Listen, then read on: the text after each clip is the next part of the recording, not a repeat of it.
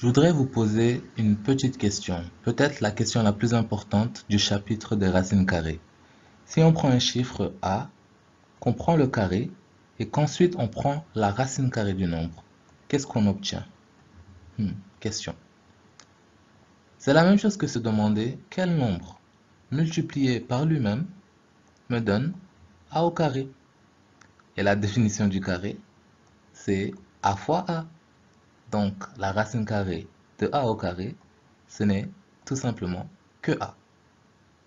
La racine carrée de 6 au carré, c'est tout simplement 6. La racine carrée de 3 demi au carré, c'est tout simplement 3 demi. La racine carrée de a plus b au carré, c'est tout simplement a plus b. La racine carrée d'un million au carré, c'est tout simplement 1 million.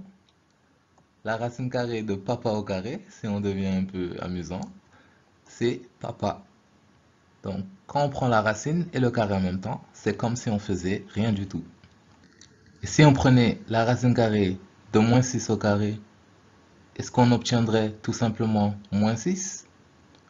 Ah, c'est bien faux. Parce que si vous vous rappelez, la racine carrée d'un nombre est toujours positive. C'est l'une des règles d'or avec les racines carrées. Et donc ici, on remarque qu'on a un moins, mais ce moins-là est élevé au carré. Donc, bien que la racine carrée d'un nombre au carré, c'est le nombre lui-même, avec les nombres négatifs, on prend la partie positive du nombre. Donc, racine carrée de moins 6 au carré, c'est tout simplement 6.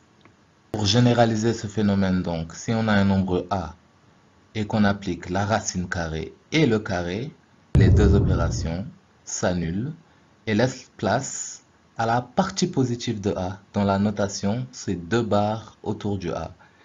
Et cette partie positive de a, ça s'appelle aussi la valeur absolue de a. Et la valeur absolue, pour comprendre, on va prendre quelques exemples. Par exemple, la valeur absolue de 6, c'est la partie positive de 6, qui est tout simplement 6. La valeur absolue de moins 8, c'est la partie positive de moins 8, qui est tout simplement 8. Donc, la valeur absolue d'un nombre a, c'est égal au nombre a lui-même. Si a est positif, par exemple, si a est 6, la valeur absolue de a, c'est 6. Et si le nombre a est négatif, c'est l'opposé. Donc, si a est égal à moins 8, la valeur absolue, c'est égal à l'opposé, qui est égal à 8. Donc, si on retourne à notre problème d'origine, quelle est la racine carrée de moins 6 au carré? On prend moins 6, mais on prend la valeur absolue de moins 6. Et la valeur absolue de moins 6, c'est la partie positive de moins 6, qui est tout simplement 6.